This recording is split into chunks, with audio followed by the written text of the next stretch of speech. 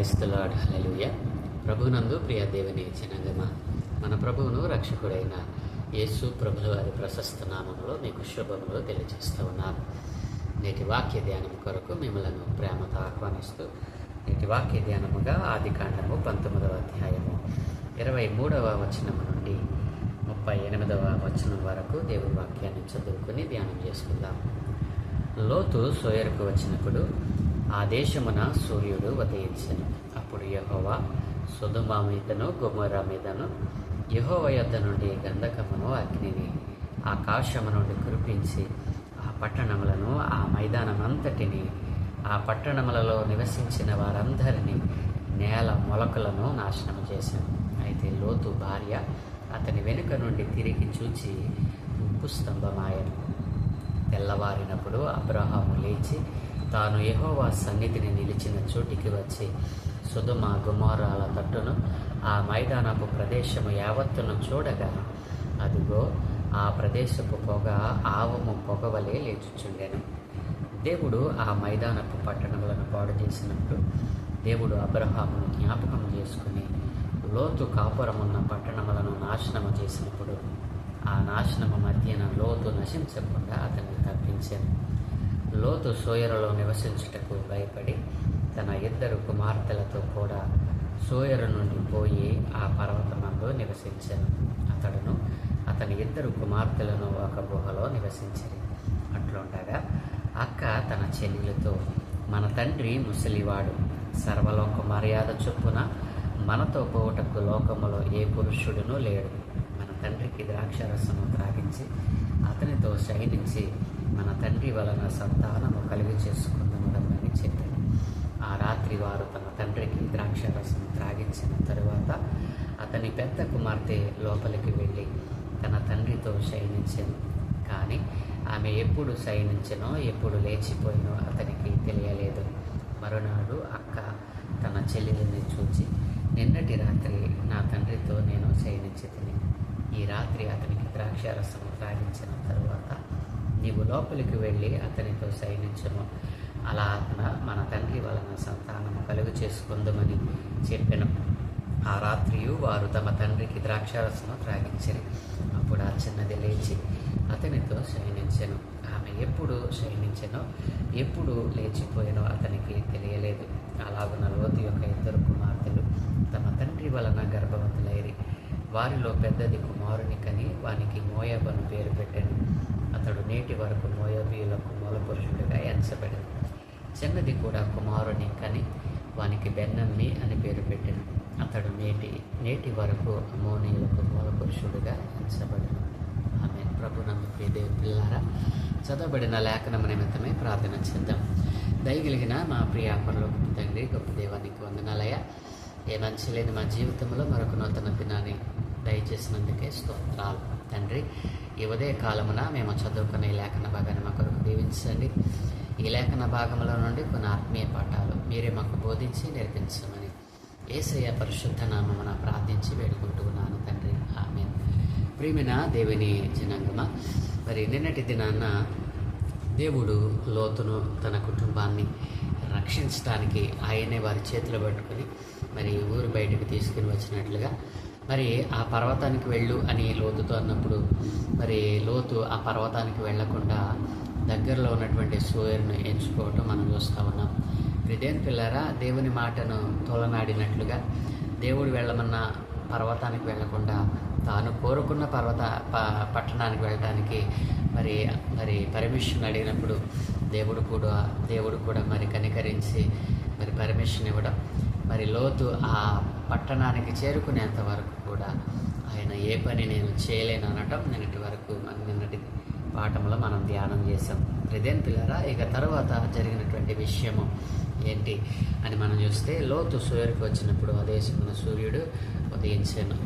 లోతు ఎప్పుడైతే సోయరుకు వెళ్ళాడో ఆ తరువాత దేవుడు ఆ సొదొమ గొమొర్రా పట్టణాలను ఆ మైదానమంతటిని మరి ఆకాశము నుండి అగ్ని గంధకములను కురిపించి మరి సమూలముగా నాశనం చేశాడటండి. అక్కడ మనం చూస్తే ప్రియదేవుని పిల్లరా, మరి ఆ పట్టణములను ఆ మైదానమంతటిని ఆ పట్టణంలో నివసించిన వారందరినీ నేల మొలకలను నాశనం చేశాను. దేని పిల్లరా, మరి దేవుడు లోతు సోయరుకు వెళ్ళిన తర్వాత మరి చిన్నల మొదలుకొని పెద్దల వరకు ఆ పట్టణంలో ఉన్న నేల మొలకలను కూడా దేవుడు మరి సంపూర్తిగా అగ్ని గంధకములను కురిపించి మరి నాశనం చేసినట్లుగా కనబడింది. ఇదేం పిల్లరా, అయితే లోతు భార్య మరి వెళుతూ వెనక తిరిగి తన పట్టణాలను చూసిందట. ఇదేం పిల్లల వెంటనే ఏమైంది? ఉప్పు స్తంభమైంది. దేవుడు ఖండితంగా చెప్పాడు. దేవుని ఆజ్ఞను ధిక్కరించి మరి లోతు భార్య మరి తన పట్టణాలను మరలా చూడాలని చెప్పి ఆశతో వెనక్కి తిరిగితే ఉప్పు స్తంభం అయిపోయింది. ఇదేని పిల్లారా, ఈ సందర్భము ఈ నిజంగా జరిగింది అని మరి మనకు దృష్టాంతాలుగా దేవుడు బైబిల్ గ్రంథంలో రాయబడినటువంటి మరి ఈ మాటలు ఈ యొక్క మరి సొదొమ గొమొరాలను దేవుడు నాశనం చేశాడు అనే దానికి రుజువులుగా ఈనాటికి ఆ ప్రాంతంలో అగ్ని గంధకాలు మరి ఆ భూమి మీద ఆ అగ్ని గంధకము కురిసినప్పుడు భూమి ఎలా మాడిపోయిందో, ఎలా పొరలుగా ఏర్పడిందో ఇప్పటికీ ఆ ప్రాంతంలో మరి అగ్ని గంధకము అక్కడ మనకు కనపడటం మనం చూస్తూ ఉన్నాం. ఇలా గూగుల్లో మనం సెర్చ్ చేస్తే సొదొమ గొమొర్రా అని మనం సెర్చ్ చేస్తే అక్కడ ఆ ప్రాంతంలో ఇప్పటికీ మరి సజీవ సాక్ష్యాలుగా దేవుడు ఆ పట్టణాలను ఎలా నాశనం చేశాడో ఇదేం పిల్లరా, మనకు దృష్టాంతాలుగా దేవుడు మరి సజీవ సాక్ష్యాలుగా దేవుడు మనకు ఉంచాడు. ఇదేం పిల్లరా, ఇప్పటికీ మరి లోతు భార్య ఉప్పు స్తంభముగా మారినటువంటి ఆ శిల ఇప్పటికీ అలాగనే మనకు మరి కనపడతా ఉంది. ఇదేం పిల్లరా, ఎందుకు దేవుడు మరి ఈ దృష్టాంతాలను మనకు సజీవ సాక్ష్యాలుగా ఉంచాడు అని అంటే, దేవుడు నిజముగా ఉన్నాడు. ఈయనే నిజమైన దేవుడు.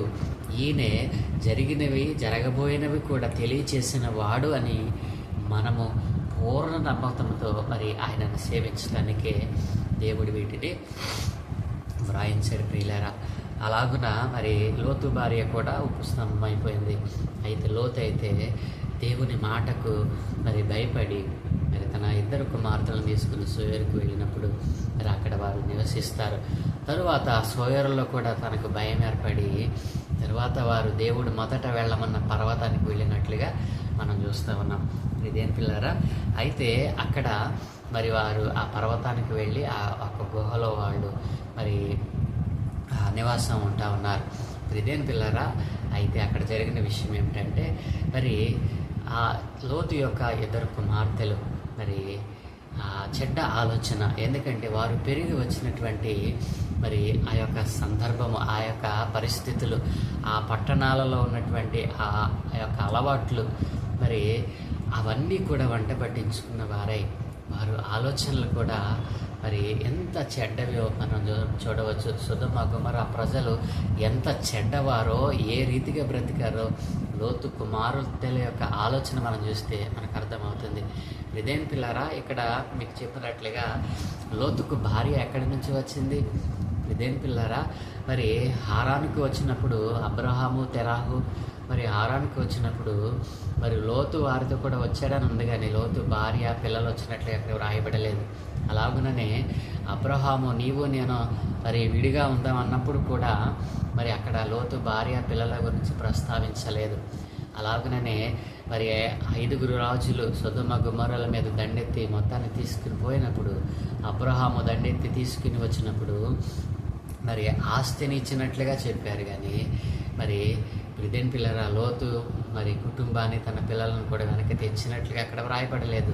అలాగనే మరి సొదొమ రాజు ఏమంటాడు, జనాన్ని నాకు ఇచ్చి యావదాస్తిని నీవు తీసుకో అని అబ్రహాముతో అంటాడు.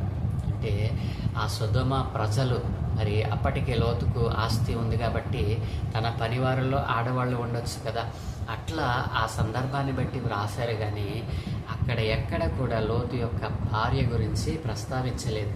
మరి భార్య ఎప్పుడు వచ్చింది? లోతు సొదొమ గొమొర్రా పట్టణానికి వెళ్ళినప్పుడు ఆ పట్టణస్థురాలినే వివాహం చేసుకున్నట్లుగా, ఆ పట్టణస్థురాలే అవడం బట్టే, ఆ పట్టణాలపై తనకున్న మక్కువను బట్టి మరి దేవుడి వెనక చూడొద్దు అన్నట్టే ఆ దేవుని మాటను ధిక్కరించి, దేవుని ఆజ్ఞను ధిక్కరించి వెనక్కి చూసినట్లుగా మరి వెంటనే ఉప్పు స్తంభమైనట్లుగా మనం చూడవచ్చును. ఇదేం పిల్లారా, మరి ఆ లక్షణాలను పొందిపుచ్చుకున్నటువంటి లోతు కుమార్తెలు ఆ పట్టణాలలో వారి జీవన శైలి, వారి ఆలోచన విధానం, మరి చిన్నలు మొదలుకొని పెద్దవారి వరకు అండి. ఆ పట్టణాల్లో ఎవరండి మంచివారని అంటే, దేని పిల్లలారా, అబ్రహాము లోతు పేరును ప్రస్తావించకుండా దేవుని దగ్గర ఎంత చక్కగా గోజాడాడండి. మరి 50 మంది దగ్గర నుంచి 10 మంది దాకా ఆయన తీసుకుని వచ్చాడు. లోతు పేరుని కానీ కుటుంబాన్ని కానీ అక్కడ ఆయన దేవుని దగ్గర ప్రస్తావించలేదు. నీతిమంతులు ఉంటే చాలు, నీతిమంతులు 10 మంది ఉంటే నువ్వు నాశనం చేస్తావయ్యా అని లోతు పట్ల తనకున్నటువంటి ఆ యొక్క తనేమంటావంటే ప్రేమను బట్టి దేవుని దగ్గర అడిగాడు. దేని పిల్లారా, మరి ఆ నమ్మకత్వము, ఆ యొక్క దేవునిపై ఉన్నటువంటి ఆ యొక్క పూర్ణమైనటువంటి మనస్సు లోతు కుటుంబం కలిగి లేకపోవడానికి కారణం వారు నివసించిన, వారు కోరుకున్నటువంటి జీవితం. ఇదేని పిల్లరా, ఈ రోజున విశ్వాసులమైన మనం కూడా మరి లోతు భార్య ఏ వ్యక్తిగా దేవుని ఆజ్ఞను ధిక్కరించి వెనకతట్టు చూస్తూ ఉందో, ఈరోజు రక్షింపబడిన వారు సైతం, రక్షణ అనుభవంలో ఉన్న వారు సైతం మరలా వెనక చూస్తూ ఉన్నారు. దేవుని ఆజ్ఞను, దేవుని కట్టడను, దేవుని నియమాన్ని తప్పుతూ ఉన్నారు. ప్రిదేని పిల్లారా, ఆ కుటుంబము నిజముగా ప్రిదేని పిల్లారా, ఇక్కడ మనం ఒక ఆలోచన చేయవచ్చు. మరి దేవుడు మరి ఈ పట్టణాలు నాశనం చేస్తా ఉన్నా, మరి ఆ ప్రాంతానికి ఆ యొక్క పర్వతానికి వెళ్ళు అన్నప్పుడు, ఆ పర్వతానికి వెళ్ళుంటే మరి ఇంత పాతకం జరిగేది కాదు. ప్రిదేని పిల్లారా, ఎప్పుడు వెళ్ళాడు? మరి దేవుని మాటను ధిక్కరించి నేను ఇక్కడికి వెళ్తానయ్యా అన్నాడు. దేవుడు అక్కడికి వెళ్ళు అంటే నేను ఇక్కడికి వెళ్తానన్నాడు. ఎప్పుడైతే ఆ మాట కూడా దేవుడు కనికరించాడు, మరి ఆ పట్టణాన్ని దేవుడు అన్నట్లుగానే నాశనం చేయకుండా కాపాడాడు. అక్కడైనా స్థిరంగా ఉన్నాడంటే అక్కడ భయం చేత అప్పుడు వెళ్ళాడు దేవుని పర్వతానికి. ప్రయోజనం ఏముంది? దేవుడు వెళ్ళమన్నప్పుడు వెళితే నీవు కాపాడేవాడేవే, రక్షింపబడేవాడివే. దేంట్లో ఈ రోజున దేవుడు అక్కడ ఉండొద్దు అంటే అక్కడే ఉండటం, అక్కడికి వెళ్ళొద్దు అంటే అక్కడికి వెళ్ళటం. ఈ రోజున మన మీదకి శాపాన్ని ఎలా తెచ్చుకుంటామంటున్నామంటే దేవుని మాటను మనం ధిక్కరించి. నా ప్రియ దేవుని జనాంగమా, ఆలోచన చేయండి. లోతు మరి కుటుంబము వలె నీ కుటుంబం కూడా దేవుని ఆజ్ఞను బట్టి నడుస్తూ ఉందా? దేవుని మార్గంలో నడుస్తూ ఉన్నారా? నీవు, నీ కుటుంబము, నీ పిల్లలు మరి దేవుని యొక్క వాక్యములు పెరుగుతూ ఉన్నారా? దేవుని వాక్యం ఎంత చూటిగా చెప్తా ఉంది. లోతు కుటుంబాన్ని ఈరోజు మన ముందు పెట్టి మరి దేవుడు ఒక పాఠాన్ని నేర్పిస్తూ ఉన్నాడు. దేవుని ఆజ్ఞను మీరకూడదు, దేవుడు చెప్పిన మాటను తోలనాడకూడదు. మనం జీవితంలో ఎందుకు పాడైపోతున్నామంటే ఇందుకే అని మనం మరి లోతు కుటుంబాన్ని మనకు చూపిస్తూ దేవుడు బోధిస్తూ ఉన్నాడు. ఇప్పుడైనా నీ హృదయాన్ని సరి చేసుకుంటావా? లోతు భార్య దేవుని ఆజ్ఞను ధిక్కరించింది, లోతు దేవుని మాటను ధిక్కరించాడు. మరి ఆ పర్వతానికి తర్వాత వెళ్ళాడు. ప్రయోజనం ఏముంది?